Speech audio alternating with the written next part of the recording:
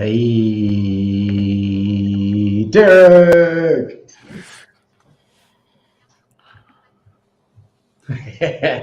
How's it going, everyone? What's up, Shady Gang? Welcome to Friday Night Lit Stream. We out here, and I am Crunk Chocolate, and I am here with the gang. We got Sharpie Charlie, we got Tarek Peterson, we got Tom Bomb 816. Oh my gosh, do us a favor for all you listeners. If you're out on Twitter, hit that retweet button, hit up that screen a bunch of times, get those hearts up, share the stream. If you're on YouTube, hit that thumbs up, like the video. I'm not sure what you do on Twitch, but if you're on Twitch, do the thing that you do for Twitch, whatever that is. But hello. How's it going, gentlemen? How are you? How are y'all? What's up? Doing good. It's been a good week. Just happy to have it end. Yeah, it's been a good week. I'm happy to be here. It's been a while since I've been able to make it to Lit Stream, so I'm happy to make it. Braved LA traffic to get back in time and came back with enough to spare. So drinking my Monster, some second half of the day energy, ready to go. Yeah, man. Like Charlie, just glad to be back. Wasn't able to make it last week. Was traveling, but we're back and better than ever. So let's go. And it's the first comment. I don't know what this person is doing. They subscribe to the pod. I appreciate that. I mean, it's the first comment. They're hopping in. They're listening. I take what we can get, I guess, right? Hey, all engagement is good engagement. We love it. But we're gonna hop all into there. Just get in here. We do the hot hour. So the Champions League round of 16. City's draw, it should be comfortable compared to what other teams have to handle. We have plenty of time to talk about City, but this is our chance to talk about other squads and possibly laugh at their misfortune. The round of 16 looks like this. City have Leipzig, Benfica versus Club Brugge, Liverpool versus Real Madrid, AC Milan versus Tottenham, Frankfurt versus Napoli, Dortmund versus Chelsea, Inter Milan versus Porto, and Bayern versus PSG. I do have a fun stat before we get into it. The last 5 years that Liverpool have participated in the Champions League, they have managed to get knocked out every year by a team in Madrid. In 2017-18, in the final, they lost to Atletico. The next year, Liverpool won the Champions League, beating Bayern. They went through Bayern, Porto, Barca, and Liverpool, and then defeated the Tottenham. I just put Liverpool in there twice. 1920, Atletico took them out in the round of 16. 2021, Real saw them out in the quarterfinals, and then last year we saw them again to Real.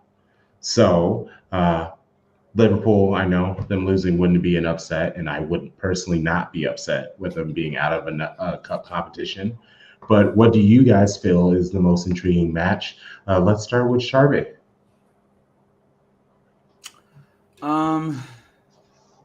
I mean, I want to say something different, but I do think it's Liverpool, Real Madrid. Like it's going to be exciting to see, not just historically, but like the actual tactics between Klopp and this new iteration of Liverpool as they try to like evolve with the injuries and just, being there for so long. And then Real Madrid, they're supposed to be good this year. Last year they had like all those times where they kind of got through. They figured it out with Chelsea. They figured it out versus City. They figured it out in the final. So it's like, can they be dominant? And I just want to see like how it works out. I don't know who I want to lose because Real Madrid knocked us out. Liverpool hasn't taken too much off of us. I don't really, so it's like I want to see Real Madrid hurt but that means Liverpool wins. I don't know. I wish it could be. Tough. Shit's tough. I'm gonna say I'm most intrigued with Napoli and Eintracht. Napoli is top of Serie A right now, and they're in really good form. They haven't dropped any points in the league in a while. I'm intrigued with that match. I think that that's probably like I think everybody is going to be looking at Liverpool and Real Madrid, which I'm just going to go ahead and pick Real Madrid just off of general principle. But that's going to be the matchup that I watch that I'm looking out for. Is nobody like PSG versus Bayern Munich? I mean, come on. I mean, those are between Bayern destroying everybody in their wake and the front three of PSG being like the best in the world. That to me is like an amazing matchup, and one of them is going out. So, I'll take it. Yo, the question in the chat. Oh, who did Man United get? Very good question. What's up, noisy neighbors? Yes, we got McCune and I assume the other half representing actual noisy neighbors. It's getting noisy in here. Hey. But Tarek, I'm gonna push.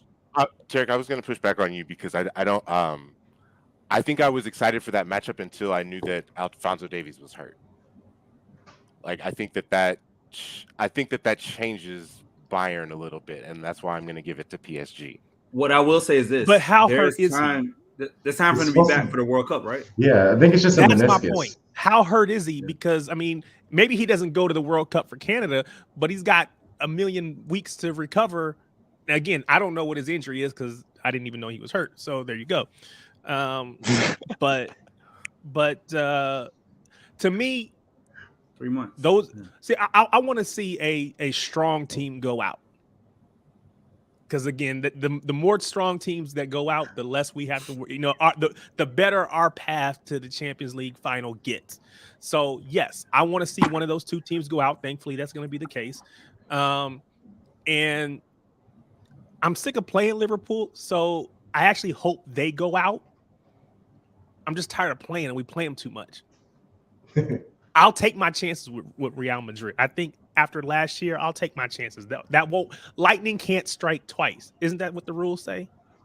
Yeah. Isn't that we got a holler? Except for the people that have been struck. Except for the people who have been hit by lightning twice.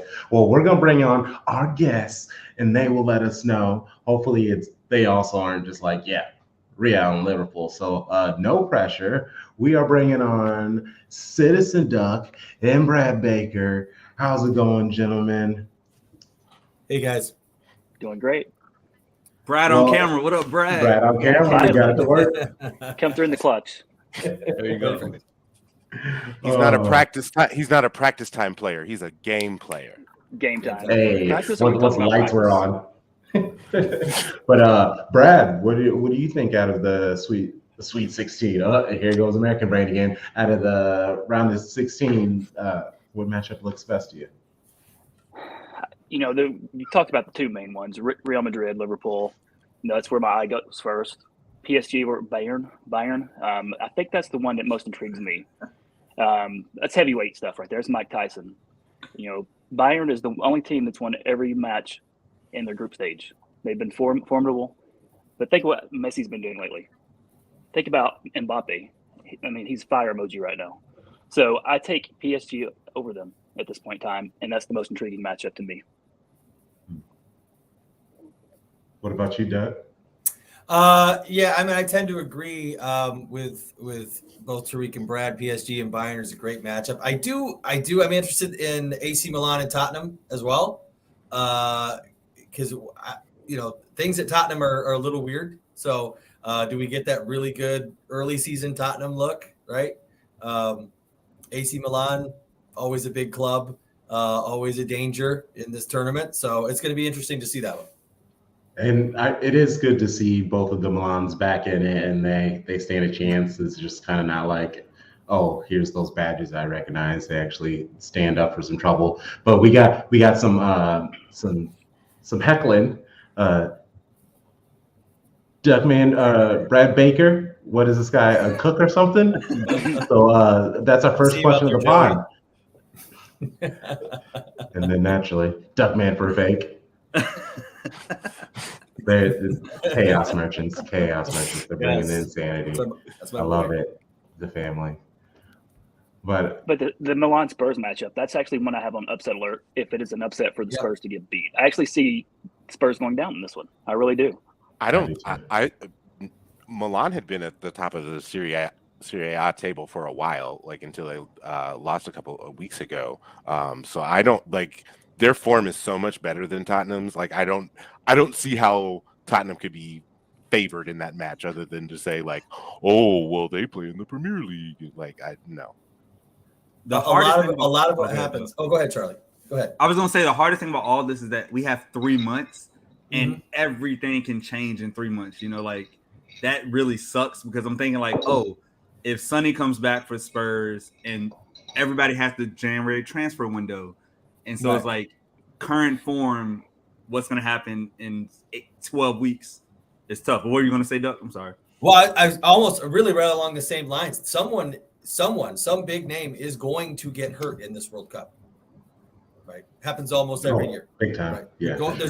There's very likely to be a big injury. And what is that going to mean for that player's club team? You know what I mean? And is that going to affect not just his domestic league, the Champions League, those kinds of things? So we can all be thankful that player will not be Erling Haaland because he will not be competing in this month's World Cup. Thank you very much. Okay, but did y'all see that? Like, I saw some story that they were making a big deal about the fact that he wasn't going to be at the club for the 3 weeks of the World Cup. It was like, you're not going to give this man a break? He's a grown man. Wait, he can't go live his life like it's holiday. I think Pep said as long as he stays off the carbs, we're fine. No, he does like his players fit. There's one thing he cares about. Well, I'm here for it. Oh, yeah. Well, we can keep moving because we drew the Scousers in the Carabao Cup. I don't want to stay on that because that's also like plenty of time from now. But they have their own problems, so I don't really know what they're even going to be able to do in this winter with bringing in people. I assume they're not going to be spenders, so they could be hurting by the time we get to this Carabao Cup. What are you thinking? Let's start with our ghosts. Let's go back to Brad, and then we'll do Duckman, and then we'll go through us. I think the thing with the World Cup break is it does not favor City in that matchup. You know, how many players do we have resting? Like Haaland resting, right? Maybe Gomez. Liverpool has like 13 players. Mahrez, right? Mahrez, Gomez, Haaland, I think are the ones I saw. I think the kids. Liverpool has 13 players. And the babies that will be rested up. Yeah. I don't look forward to it. You know, it's one of those things where the World Cup, it's got a love-hate relationship with me. I love it for the amazing football. I hate it because I worry about injuries and fatigue. So I see it favoring Liverpool. Sword. Oh, my bad. It's a double-edged sword for me because on one hand you're gonna have like Erling Haaland's gonna be rested, right? But he won't have played a competitive game or competitive match for however many weeks. So I kind of feel like you want a balance, right? Of course, you don't want anyone to get hurt, but you need players that are going to be in form and ready to go, you know, in the groove of playing. And so I think I want our players to go. I want them to do well, but just not get I don't want them to go all the way to the finals because, again, that's just too many games. Right. You know, get to semifinals or whatever, come out, and then get another couple days of rest before we go back into it. Our players are used to playing every 2 days or 2 days a week. to get out of that rhythm. And again, at the World Cup, they're going to be playing like 3 or whatever it is. It's going to be insane. But when they get out of that rhythm, it's going to be tough for them to get back into it. It's almost like the beginning of the season again. Yeah, exactly. And, the thing is, and a worst case scenario from a Manchester City perspective is an England-Portugal final. Because that's got 8 of our players out there until the 18th. Oh, and by the way, on December 20th, 2 days later, we have a 4th round Carabao Cup tie with the Merseyside Reds. So fun times. Like I'm with you, Turk. Let's go. Let's all play well, but let's not play so well that we make it all the way to mid-December before we end up going home. And obviously, those players are not going to feel that way. And of course, we got Liverpool in this thing. It couldn't have been, we're not getting any Wycombe Wanderers this year for sure. It's been Chelsea so far, so that's fun. Yeah, I'm not excited about that match. I think I don't. Just thinking ahead of it, with all the players who are going to be involved in the World Cup, I can really see Pep running out a really EDS heavy side on that night and just hoping for the best. Did you see the quote from Pep today about that, about having limited players? He said he was going to be the defending midfielder and Klopp would be the Yes, I did see that. He was going to play central defensive. And I think Pep probably could still give you 20 minutes for sure. I wouldn't doubt it. And I got to say, hold on real quick. Joey, you gotta lay off Ibrahim. That's actually one of my students at my job. So he's 12. So so he's not 12. He's 13 or 14. I don't want to Joey. I was gonna say, don't we have an age? Don't we have an age restriction? I thought so, but I guess not. You're neither Ibra nor him. Is such a good bar, Joey. That is so. That is so good. I might use that on him when he's troublesome, because that will definitely happen. Don't tell me too much. You right, me too. You right.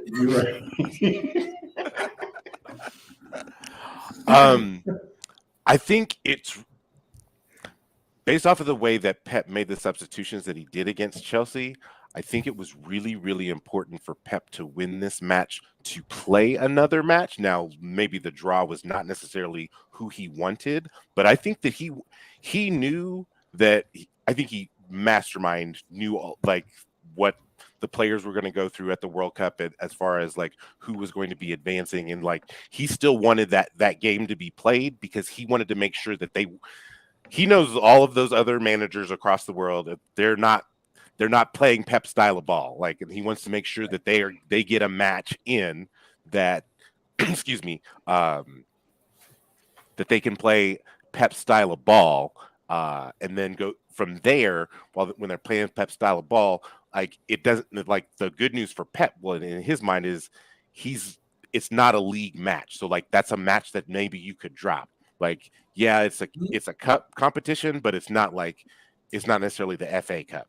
So I think that might have been his mentality going into this match, and that's why he really pushed in the Chelsea match to make sure that he had this match for the squad to play. So looking ahead real quick, I just looked up the quarterfinal dates, and I feel like if all of our boys make it to the quarterfinals, everybody's at least happy. It's like you made it out of knockout, to the second round of knockouts, Elite Eight basically. And if you lose, then you're done on December 9th or 10th. So that gives you a full, you got to travel back to England, you get a couple days off, so those people can be subs. Somebody's going to make it, but is it going to be Spain? Probably not. Is it going to be Belgium? No, Kevin, you're not going to win. Sorry. So, like, realistically, we're talking about Portugal or England, like, as the only real competitors to go to the semifinals. So, like, and I mean, do we really trust England? No, we don't. So, like, no. Of course not. Oh, I trust them. This is a South America tournament. Come on now. I trust them to go to the final and lose in a heartbreaker. See Euros 2020. I trust them to do that. Do y'all not trust them to do that? No, not at all. No. I don't know how they get past Argentina, Brazil, France. Like, those are the three I think are the best teams overall. England, they're just missing something. I don't know. Maybe because they have Connor Cody and Eric Dyer on the squad. I can't trust that team. I cannot No trust Evan Eric Tones, Dyer right? and Oh, Connor no, Cody. no. Sorry. The reason that you can't trust him is the way that Southgate talked about Harry Maguire as the. Oh my yeah. gosh. that was high comedy. Hey, we have Whew, guests in the. Do you in the think chat. Gareth really believed what came out of his mouth? I was gonna say we got guests in the chat that might take offense to our England take. Sorry, Mo. No. Well, I mean, But it's probably true. Paul's with us. No chance. In fact, No, he- it's definitely not no chance. I don't see any club, any country heading into this thing that's just like they're unbeatable. That's the one that's going to win. England absolutely could get out of the group and go on a huge run and make the final, just like Tom Bob said. It's just it's also as likely. Exactly, Joey. Never heard of it. It's just as likely that they can crash out in the group stage, and that's probably true of a lot of these teams that are going in there. Portugal's another case. They could make a huge run and get to a final. They could also crash out in the group stage. It is what it is. I mean, that's just the story of this World Cup, and it's such a strange one because it's crammed right in the middle of the season. Usually, if someone gets hurt in the World Cup, you've got 3 or 4 weeks to get them back before the league season starts right back up, and that's not the case this year. We're stopping. It's just uncharted territory. So it's again, we don't know how that's going to affect certain teams. Not to bag on England. Give me like 10 teams, I'll bag on all of them. There's so many. I can tell you problems what's with going to so many. happen. Yeah. I can tell you what's going to happen. I'm just going to go ahead and call it now. Our boy Julian Alvarez is going to win Messi a World Cup so that he can walk away from the game and be considered the best in the world. But he's going to owe it to Alvarez, and so it's all about City nonetheless. Well, Argentina is my pick, so I'm down with that. Yeah, give it to Julian. Yeah, for sure. I we're gonna keep this. Oh, finish your topic and then we'll keep it moving. No, I totally Okay, agree. cheers. Like I think Argentina, like Messi's going to carry them on his back, and I think that if there's any position that we can afford to have a player go to the final, it's backup striker. Yeah, I like that. And with the World Cup, already rumors that players are going to be moving, and there is a player in Borussia Dortmund that is being heavily linked to City. There's Blue Moon in the nose saying it's happening or it's going down or whatever the text meant. And there are other people whispering. I would welcome him in. Obviously, that means we would have to lose a player. That isn't exciting, but I mean, we have some older players that could leave.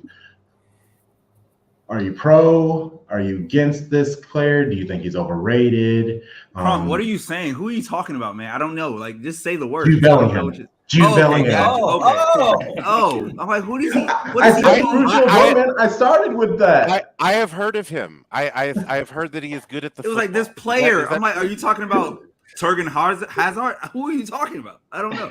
All right, there we go. Sorry. Is he the better of the No, Hazard it's- brothers at this point? Yes. Oh, I mean, now, markedly. yeah. He's Markedly. lasted. Yeah. That's not even a Slow question. burn. But Jude, I guess Sharpie, how do you feel on this? Is he all in? I mean, I know we love to root for anybody black, and he's a young player, but like, does he really fit in with us, or are we just getting him because he's like young, talented, and gifted?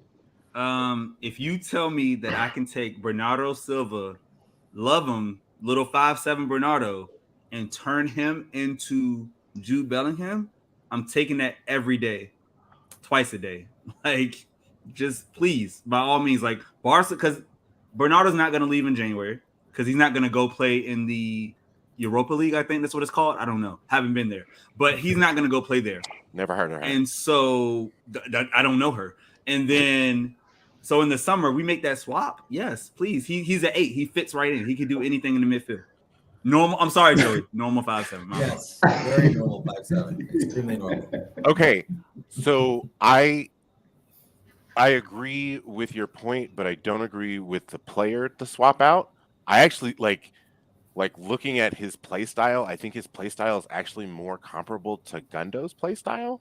And I would if between Gundo and Bernardo, I personally would rather keep Bernardo. And so I'm not saying that there's an avenue for that to happen, but if we could get him and basically him be a younger version of Gundo, I'm more than okay with that, and keep Bernardo, because I think I think that's just our biggest fear is all of the defensive responsibilities that Bernardo does. No one else is going to do that. You have to have two people do what he does essentially. And can we actually do a straight swap? I mean, we can even send them some money if they still want the money, but just send it back to Dortmund. Wouldn't that work? I don't see Gundo going to Dortmund. I don't. I would definitely see a move to Bayern for him, but you can definitely get some recoup some transfer money from a Gundo deal for sure. Not the 150 million euros you're talking about in the case of a Jude Bellingham, which is what's been reported for Dortmund. But if you combine a Gundo sale and another couple sales, you can wash it out again. And City had a great transfer window this past summer, and obviously came out with a profit. So I don't think they're definitely in a position where they feel like they have to come out with a profit again. They can definitely be spenders and come out on the bottom side of the ledger and still feel really good. If they get a young player like Jude Bellingham to replace Bernardo or Gundogan, I think that's good. The City midfield is going to have to be reset, and fairly soon. You've got Cole, you've got Phil, but KDB's getting a little older. Obviously, a few more prime years left from him. Gundo is the same, kind of in the same boat as Kevin. Bernardo's not far behind them. Rodri's not far behind that. You know what I mean? So you do need to refresh that midfield again, I think, or you're going to end up in the situation that Liverpool's in, where they didn't refresh their midfield, and now their midfield's kind of older and they're having some issues. So what I heard in the rumor mill is that Sharpie Charlie, who happens to live in California, won that big $2 billion lottery and has already paid the price for Jude Bellingham. So he's already paid for it. He's already bought and purchased. So all the rest of this don't really matter. We already brought him in. Sharpie already paid for it. Because, gas prices are a little high and people are complaining. So Sharpie just went ahead and just did it. Charlie just took care of it for us. He just told him, look, man, I got you, Sheik. I got you, man. It's all good. That's what I heard on the forum somewhere. And what was you talking about the forum? That's what I heard. I mean, I do what I can for those I love. I try to take care of business for everybody. But to your point, Duck, and Tom as well, I think, honestly, we've been going through the drama with Bernardo now for over 2 seasons at this point, and all the talks, and 3, right? Yeah, all the we know all the links and we know where he really wants to be. If Barcelona would have done their part, I think January would have been more realistic and he would be gone, right? It's a real tangible thing. So I feel like he needs to be happy. Let that man be happy. His girl, his wife wants to be in better climate. I don't blame her. He doesn't owe us anything. He doesn't owe us anything. But also, he's done everything. They're broke. Aren't they broke though? They were relying. We don't know, man. There are so many levers in the world. They got levers. They're like your broke friend that always is out at night. He's always at the club. He's always he's got money to get there. That's Barcelona right now. You never got money to pay the bills, but he's got money to go out. I pull up to the club on E, all drinks on me. That's Barcelona. Exactly. That's it. Somehow, some way, they're gonna get these drinks paid for. I don't know how. They're gonna have to sell a leg, but they're gonna make it happen. Brad, how are you feeling about Jude Bellingham? I'm absolutely 100% all in on Jude. Our track record of getting players from that club is superior. Think of the players we've gotten from that club. Belke, Holland, Akanji, top class. I mean, we do great deals with them. I read somewhere he's had 9 goals and 20 appearances across all competitions this season. Awesome. He's 19 years old. Awesome to refresh that aging, midfield. The other 2 things, I feel like it's fade a little bit. So what song does City walk out to every home match, right? It's Hey Jude, right? So there's that.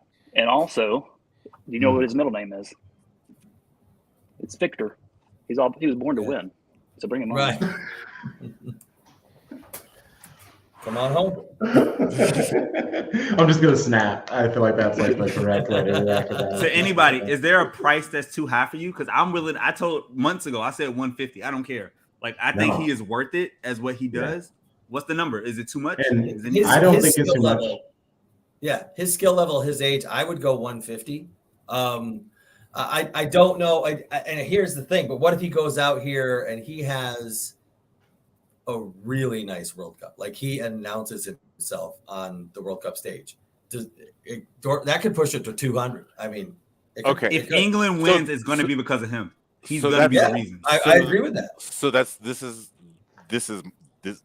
my answer to Crunk's question is that's why it's 200, and because of what Duck said, that's why it's 225 million. That's my ceiling. Like, Nice. Yes, Joey, absolutely. You hit it on the head. But I'm well, and I guess Duck, I'm going to push back. Like, I'm not sure that Gareth is going to play him enough for him to have a fantastic World Cup. Like that would, like, I think the only way that he would get the playing time that he needs is if somebody got hurt. You don't think he's starting in a double pivot with Rice? I think that he should. Is Southgate going to do that?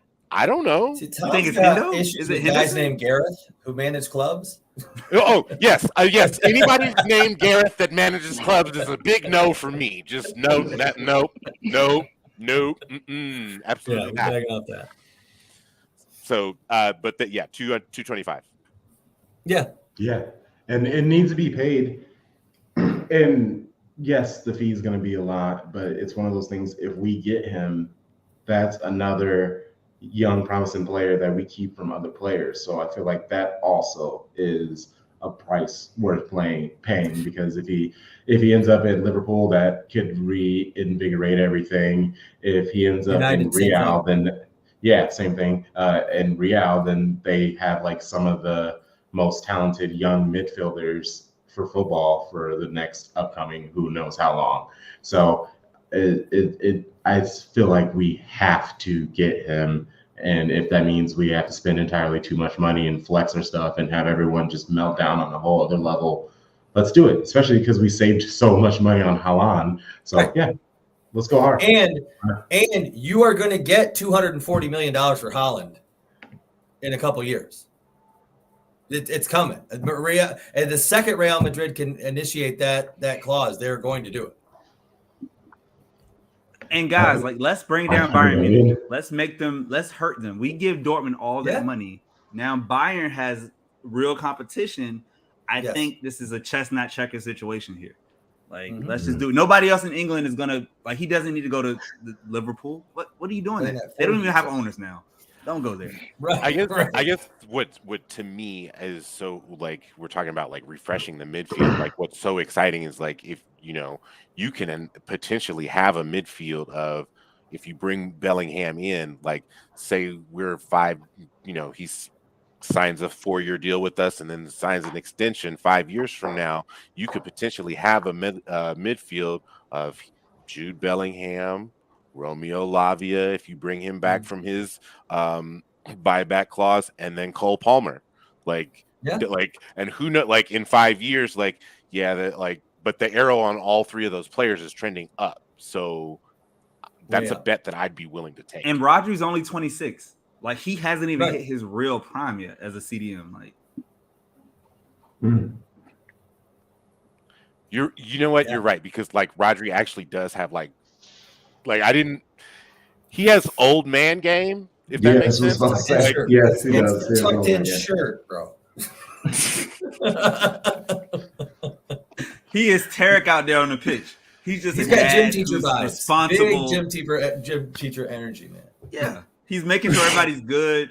You got to look right. Look the part. Look good, feel good. Feel good, play good. Yeah, man.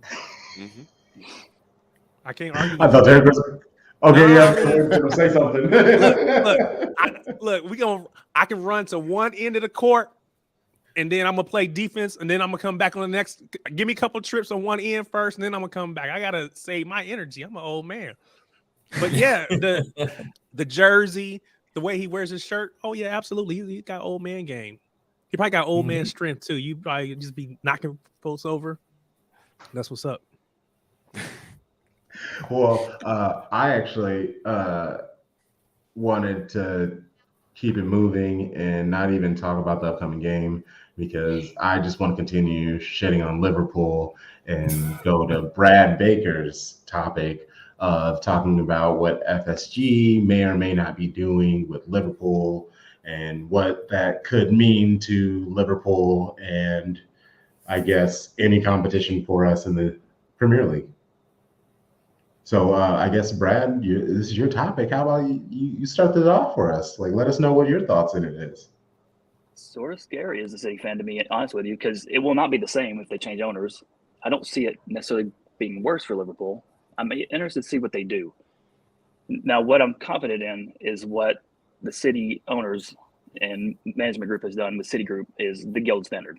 You know, think about the infrastructure we have, the clubs we purchase around the world, the way we do every single thing, so precise.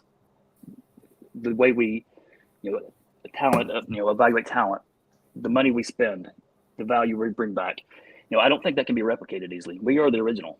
I think they will try. Someone like Liverpool gets an owner like that, they will try to do that. It's going to be hard to replicate that, all the way from the academy up.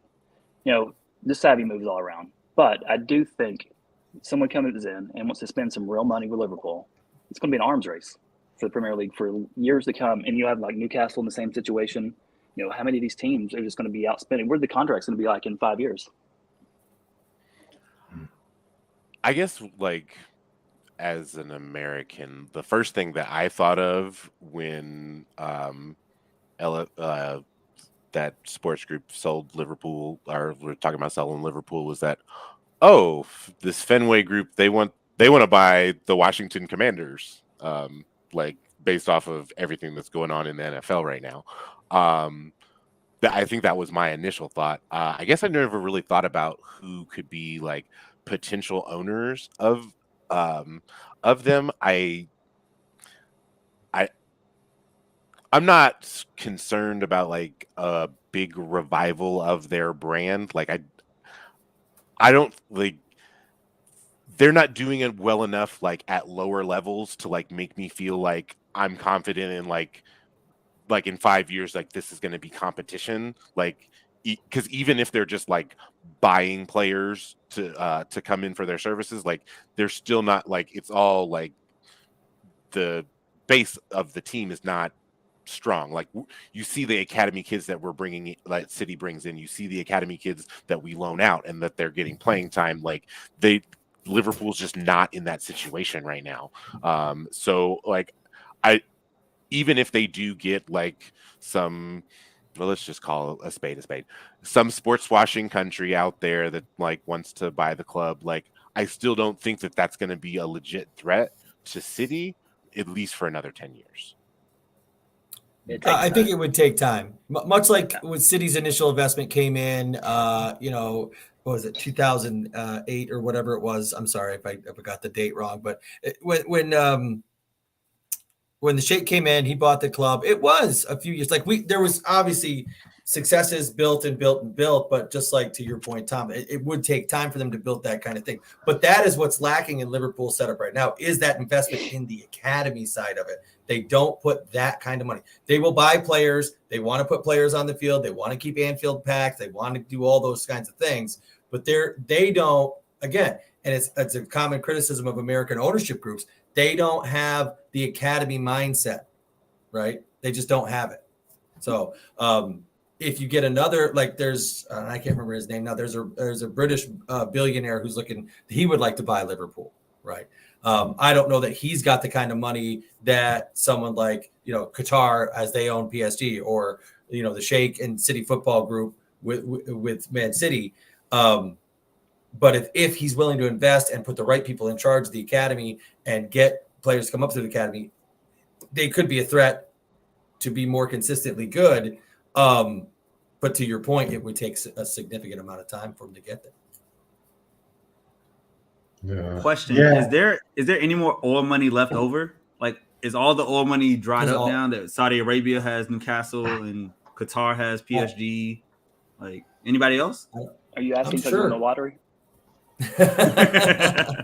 I mean, theoretically, I guess Venezuela, if they got their stuff together, but they do not have their stuff together to do that. No. So like I want to live in a world where like the PL only oil money wins. So like I just wanted to be like us or Newcastle and just piss off everybody else in the world. Like what's coming? They look good this year. I mean, they're not quite there yet, but they're coming. They're really fucking close. Yeah. Well, I mean, I think that a lot of that has to do with the fact that Eddie Howe's a really good manager too. Like that that helps a lot. And Almiron's having a hell of a year. Just a hell of a year. Could you imagine England with Eddie Howe instead of Gareth Southgate? Gareth Waistcoat? No, he deserves it. Well, so I guess we can. Well, we got enough time for a couple more topics. I just honestly wanted to just be petty and kind of laugh at Sterling and Jesus because they thought that they could laugh leave. At them. No, I can laugh specifically at them. No, there was a moment at the Carabao Cup match. There was a moment at the Carabao Cup match where Chelsea had like a counter and Sterling was right there, and it was a perfect like cross right to him, and he just kind of like did his Sterling thing, and he looked stressed, like his face, like and his hair, like it. He's growing out, maybe he's about to do twists or whatever with it. But I mean, even that looks kind of like chaotic. It's just like you can tell Mans is hurting. This is a Crunk take. I do not support this. This is not a Sharpie Charlie. I'm with take. Charlie, man. I'm with Charlie. Shit. You can't come for him like that. I mean, first, listen, okay, they decided to leave, and that was their choice. Everybody won. Everybody wins. Yeah. What I will say is I will laugh at the teams. I will laugh at the media. I will laugh at everybody who told us in the beginning of the season, oh, they were being held back by Pep, and oh, they're going to be all world. Oh, Arsenal's going to be great. Oh, Chelsea's going to. No, those are the people I'm laughing at because they are who we always knew they were. A friend of mine who actually kind of got me into as far as, the Premier League and all that, he's an Arsenal fan. I told him in the beginning of when Gabby went, Gabby is a great player. He's going to work his butt off. Great's maybe too strong. He's a really good player. He's going to work his butt off, but he's got some inconsistencies, and that is who he is. But if you like a player who's going to work hard for your team, that's what he's going to do. He is who he's always been. But the media told us that once he went to Arsenal, he was all, he scored 5 goals in the first couple games. Yep. And he was going to be this new revelation. Sorry, he is who he's always been. So that's who I'm laughing at. But I like Gabby. I like Raheem. Hey, I like them as humans. They're great. I like people. little bitty Raheem and right here. I'm not saying, and I'm not saying that I'm not trying to compare them against anyone. I'm not doing any of those silly conversations. I'm just saying, hey, they're struggling over there. And they didn't think that was going to be what was going to happen. And I think it's a little funny, right? I think that it is not allowed. I think that Tarek is right. I'm laughing at Arsenal. I'm laughing at. We are not recording an episode, guys. This is a lit stream. Relax. Goodness gracious. I'm laughing at Arsenal's front office. I'm laughing at Chelsea's front office. I'm laughing at every media outlet that told me they were going to be different players than the ones that they were. They have been the exact same players that Pep had to deal with. Not saying that they haven't. They have done everything but finish, which is what they struggled to do while they were here. And I don't think that any of the 6 of us can disagree with that they have. No. That was what their struggles were. I think now what I will say is I like to Crunk's point earlier about Sterling in the Carabao Cup. He is always pressed against his former club. You saw that when he was with us, when he played against Liverpool, he never looked right. I know that he was pressing in that match. And so that doesn't surprise me. He always presses against his former club. It is what it is. Mm-hmm. I like you're hilarious. That's all I'm good for you, saying. Troy. I did like the ovation that he got from the Etihad crowd. I was a little concerned that he might get a boo or two, but it really was really nice. I mean, the guy scored 131 goals for City over 8 seasons, and he lifted a lot of trophies while he was here. And yeah, you know, my only problem with Raheem has only been when he left and he said, I left because I couldn't get enough playing time. And he was the third most utilized player last season for City. I mean, it's just, that was the only frustrating part for me. And I didn't hold that against him either. You want to go get more playing time, then you probably should go somewhere else. And that was fine. And he went to Chelsea and I'm like, that's fine too. Yeah. He Whatever. went to Chelsea. Every player where wants now more he's playing playing time. Yeah. I say he's playing as a left wing back. So I mean, he gets to play all over the field now. It's Right. You reap what you sow. I don't think he envisioned that at all. No. Yeah, like there's no way that he could have envisioned that, because like that was not the manager that he signed up to play for. Like, Nope. But he I don't know. signed up for Chelsea, who has a history of getting rid of managers. So he should have known that. Yeah. that's true. And he should have also known that as long as Pep wants to be at City, we're never going to get rid of him. We're never going to run him out. We're never going to say, oh, Pep, we're sorry. It's time for you to go. No, if you want to stay for 10 more years, we're going to be like, yes, sign the contract today, and we're all on the hook. So that's what he should have known. He'll have a new contract before Christmas, by the way. I believe that. Yeah. 2-year extension. Yeah, I want to that's what I thank saw too. Noisy Pod for somehow hopping on the Twitch. That looks like a pretty old emblem. So, like, when was the last time you guys went on your Twitch? You probably had to like hit remember password. Y'all probably had to do work for this. So, like, cheers and all the love for that. Somebody run over and check on Joey though, for real. I just want to make sure he's okay. I don't Charlie, know how many people we can have on this stream, but we might need to get Joey and Mauve on with us. I don't know if we can do 8, but he's gonna wear his keyboard out if we don't. Charlie, I wish that your Sterling kit was long sleeve so you could wear it like a Snuggie, because like that's all I've been thinking about. That would be like we're just amazing. watching you, just like, yeah. I mean, look, like Sterling, this is my first City shirt ever. Like Sterling is one of the main reasons I fell in love with this club when he came from Liverpool. And I cannot stand for any slander. I won't tolerate it.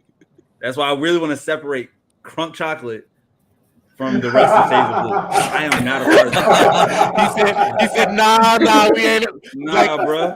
Nah. These We are need some not special, even on the Twitter. of We SOB need some special podcast. things of like, Crunk said this. This is not a Sharpie Charlie supported statement. Right. Because you're Good not byline coming at on Raheem that. Sterling in any negative way. No. Black British people have to go through enough. We will not be a part of that as a part of the diaspora. I will not bring down a black man. Okay, Don't you dare. okay. How dare you, sir? Legit. This is my only criticism of Raheem Sterling. He should have been playing for Jamaica. Could you imagine like watching Raheem Sterling in CONCACAF matches? Yeah. I would like. He'd be the best I player in would the like Federation. to see it. Yes. I would like to see it. Yeah. He would. Like- he also might have. like- He might have gotten murdered. Mexico might have murdered that man had he played for. Yeah, that's true too. Oh, there's that. You know what I'm saying? Like you come up against those midfielders of Mexico, you might not make. it Yeah, out. true. Yeah, Triple H mess you up. They don't. Herrera don't mess around, boy. They some dogs. No, he does not. No. It's some dogs. But no, on a serious note, like Sterling and Jesus are who we always knew they were, as Tarek said. Shouts to Danny Green. But I do think that like their impact on what City did, like I remember saying on the pod, you can't beat Aston Villa without Sterling coming onto the pitch making that first assist. It does No, not 100%. happen. And so like people love to talk, he missed goal. Everybody misses chances. We know that. But the positioning, if you really want to get into tactics, like I know you do, Duck, you know what he did for our club on both sides of the pitch, through the middle. So like it's cute and it's fun, but in reality, like I mean, Jesus is a level below Sterling as far as like significance to me, and so like that's why like Heem is just Raz is untouchable, and I'm sure like on Twitter, you know, Reva will feel the same way, but like it's Ash will feel the same way. It's a different level of love. His speed alone changed the way that teams could play City for sure. Like he will get behind you, he will get by you. You got to be scared of that. You always got to shade a center back to his side, and you know Chelsea's not going to do shit because they're Chelsea. They just threw money at shit and it blew up in flames. Well, that was their transfer strategy. Oh, you're interested in that player? Guess what? So are we. Thank you for buying outbid you. Right. Brighton is like, thank you Please so much. and thank you. Please and thank you. Yes. Would you guys say that Raheem and Jesus are the two most unfairly maligned players of the last decade on City's squad? I would say Raheem, yes, but not Gabby. People love Gabby. Even when he was gone. I don't know. Gabby got some hate too, though. He got some heat. Why He got a lot of smoke. Yaya Toure? Why are we not saying that name? I love him. Because my man didn't get his cake, and so he's upset. I mean, I don't know that. Look, I love Yaya, but I don't know that he's unfairly. I think at this point you kind of brought this on yourself. So what everybody was trying to make Sterling, oh, he's down in the club and all this. If anybody's walked that line, it's been Yaya. Mm-hmm. He's been for sure probably a couple steps over the line. He kind of hops back and forth to try to but I love Yaya Toure. So to Charlie's point, he was on the team when I started watching, and he was one of the reasons why I fell in love with the club. But I can't deny the fact that towards the end of his time there, I was ready for him to go. It was time for him to leave. His attitude had gone too far, and it was time to go. So as I don't know. Started to diminish. His ego did not. Yes, and I guess maybe that's why I love Raheem, but don't try to clean it up now. Do you? Let me finish because I'm not really gonna clean it up. I'm joking. Because I was a City fan when he came from Liverpool, and so it was just like, yes, it was good to see him, but it's still like a player that we took from the team that I loathe. So there's not a homegrown feel, and I guess it's almost like Grealish could do the same thing with Grealish. He can score as many goals as he really wants, but I mean, unless he's stays until he's 36, 37, I don't necessarily ever see him becoming a City legend because there's just a lot that he would have to do. And so I guess that's kind of how I see it. And bro, I can laugh at a motherfucker without being like, hey, also relax. Because I fight and stand up for the guy, but also I want to laugh at him too, right? It's like I've had some vodka in me. I want some LOLs.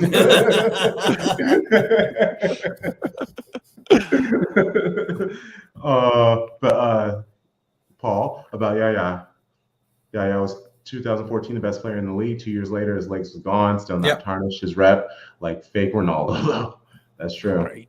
Yeah, I will always give Yaya Toure his flowers. He was an absolutely amazing midfielder for this club. One of the best African players to ever play in the Premier League. He was an amazing talent. I love Yaya. Love him. Oh, Joey, a good question.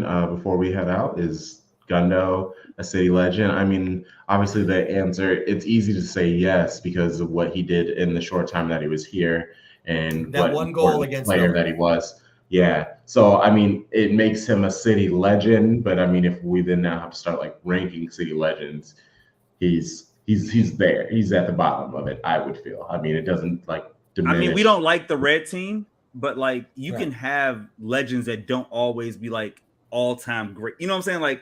If you think about all those Fergie teams, right? There are legends there who aren't necessarily the best players in history. I think that's where Gundo falls. It's he's not a top 5 City player ever. But he's still legendary moments. Yeah, he may not get a statue for the club. It's statue level and then legend level. Statue level is very elite. I think Gundo, Sterling, they are legends. They aren't statue. Mm-hmm. KDB's getting a statue. KDB's getting a statue. But Sterling isn't. Gundo isn't. And that's the level. That's the difference, I think. I agree with that. I think he's one of the most underrated players we've had lately, though. Not just what he did in the last match of the season to win the league for us, but think about when KDB was out. He carried the team on his back for a period of time. Mhm. Without him, it's we don't win that interesting. title.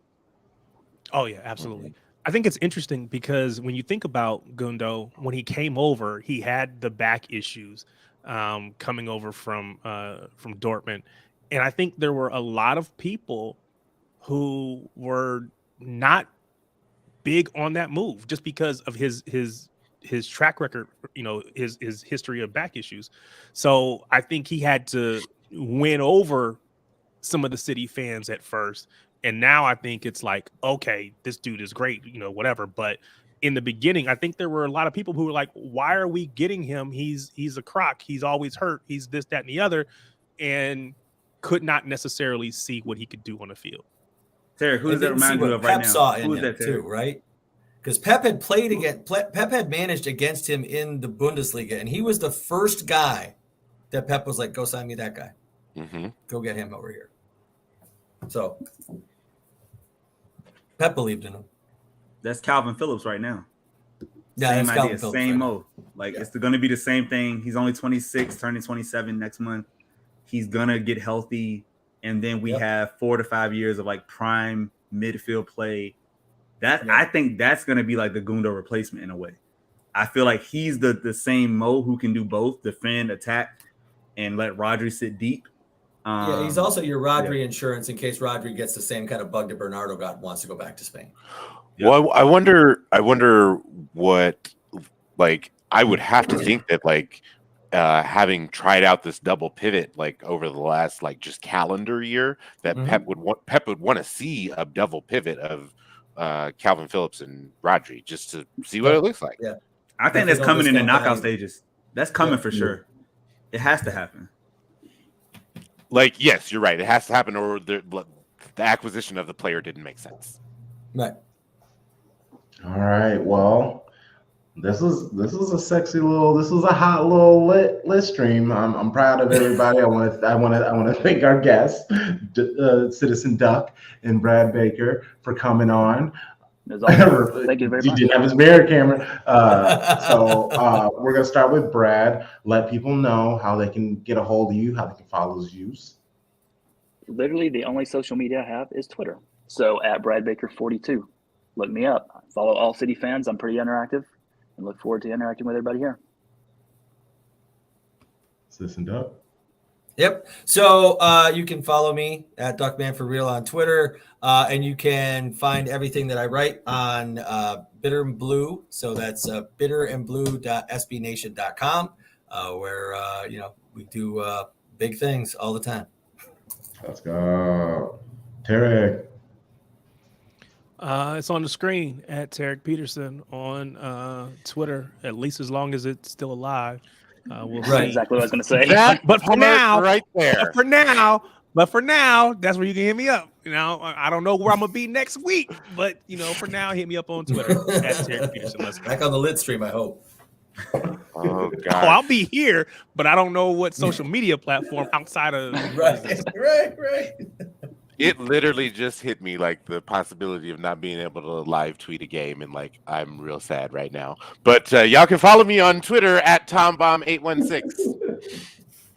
I'm not gonna come with any of that sadness. Follow me on Twitter for now into perpetuity at Sharpie Charlie. Like, don't let the sadness bring you down. We'll be here forever. Elon can't Until say we Right. make our Shades of Blue MySpace page, and then you can all hit us up there too. Yes. I'm just Well, joking. that would be an but I know epic it. playlist. Oh my God, who will be in our top 8? We gotta save that for the next pod. Top 8. Yeah, that's Yes, for our MySpace. yes. That's We're I like in it. it. Oh my God, I'm scared. Good start. That's where the Pod Wars are actually gonna start. It's from our top 8. I like it. And I am Crunk Chocolate, CRUNKCHOCOLATE. It's on the screen. Y'all know the vibes. It's Shady Gang. We don't have a Zanga, but I don't even want to talk about that because I got nothing but me being dumb, sad, heartbreak, middle school stories about Zanga. So maybe we do need that for another lit stream. We know you're the vets of the Pod War. But you know the vibes. Shady Gang.